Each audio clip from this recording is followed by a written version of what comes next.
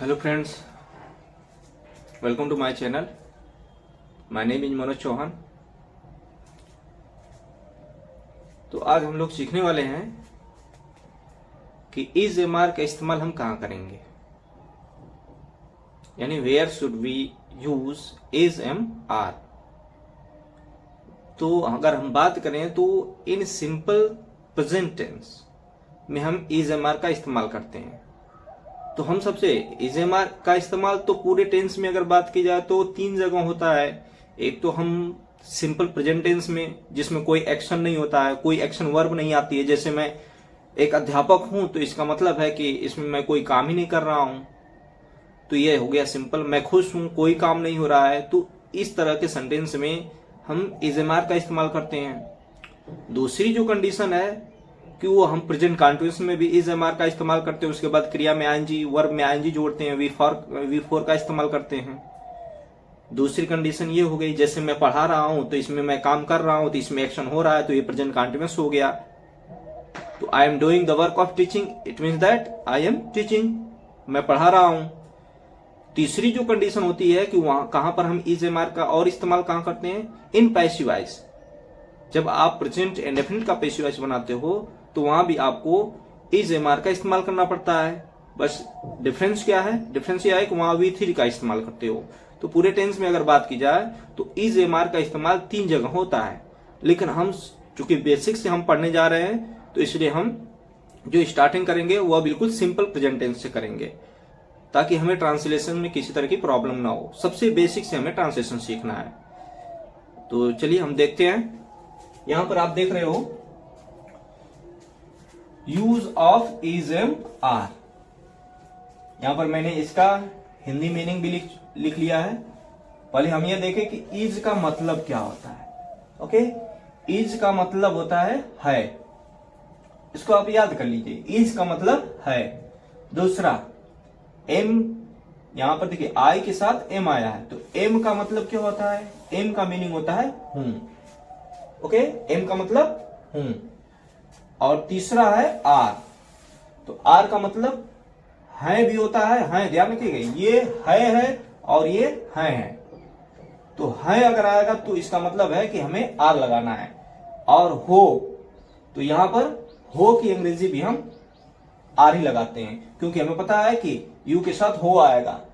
तुम एक अध्यापक हो, तुम कमरे में हो, तो यहां पर हो की अंग्रेजी हमें आर लगाना है। हम खुश हैं, है आ रहा है, हम खुश हैं, तो यहां पर वी के साथ हम आर लगाएंगे।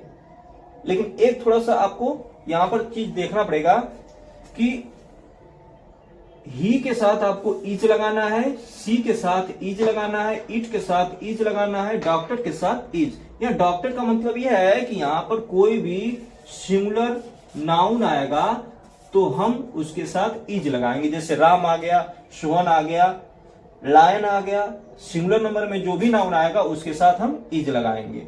ओके, तो ही के साथ इज, सी के साथ इज, इट के साथ इज, डॉक्टर के साथ इज। ही इज वह है, सी इज वह है, इट इज यह है, डॉक्टर इज डॉक्टर है। यहां पर देखिए आई एम मैं हूं, आई के साथ क्या लगेंगे, एम। आई एम मैं हूं। यहां पर देखिए वी आर हम हैं, यू आर तुम हो, दे आर वे हैं, डॉक्टर्स आर डॉक्टर हैं। ओके, अब इसका स्ट्रक्चर जो क्या होगा वो क्या होगा, फर्स्टली हमें सब्जेक्ट लिखना है। सब्जेक्ट मैंने आपको बता दिया है कि सब्जेक्ट का मतलब है कि जिसके बारे में वाक्य में बात की गई हो। अगर मैं कहूं कि मैं खुश हूं तो इस वाक्य में मैं अपनी बात कर रहा हूं, तो मैं क्या हो गया, इस वाक्य का सब्जेक्ट हो गया। तो हमें पहले सब्जेक्ट लिखना है। सब्जेक्ट लिखने के बाद हमें उसी के हिसाब से, यानी कि अकॉर्डिंग टू सब्जेक्ट, सब्जेक्ट के अनुसार ही हमें इज एम आर में से किसी एक को लिखना पड़ेगा। And then complement. कॉम्प्लीमेंट का मतलब है कि जो वाक्य को पूरा करेगा, पूरक होता है इसका मीनिंग।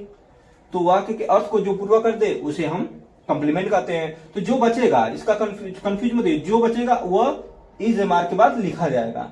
बस ध्यान रखिएगा, इसमें एक्शन वर्ब नहीं आएगी। एक्शन वर्ब का मतलब होता है कि पढ़ना, लिखना, दौड़ना, हंसना, ये सब नहीं आएगा। इसमें कोई भी एक्शन वर्ब नहीं होती है, यानी कोई एक्शन नहीं होगा। तो जैसे एग्जांपल,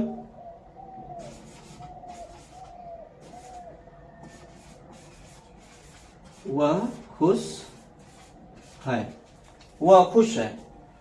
तो वह की बात की जा रही है, तो ये हमारा सब्जेक्ट हो गया। वर्ब क्या होगी? वर्ब यानी ये वर्ब हो गई।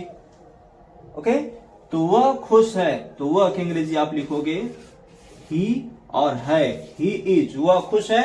और उसके बाद खुश की अंग्रेजी होती है हैप्पी, ही इज हैप्पी, वह खुश है। अगर मैं कहूं, मान लीजिए वह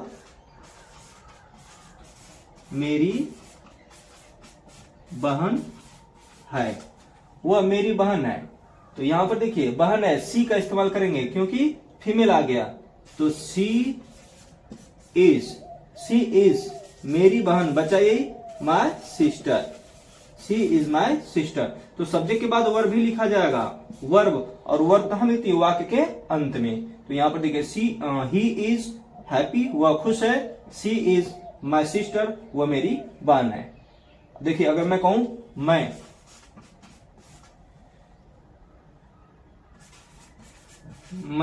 कमरे में हूं, मैं कमरे में हूं, तो मैं अपनी बात कर रहा हूं, तो इसका मतलब आई, और हूं की अंग्रेजी आई के साथ क्या इस्तेमाल करेंगे? I am. अब बच क्या गया?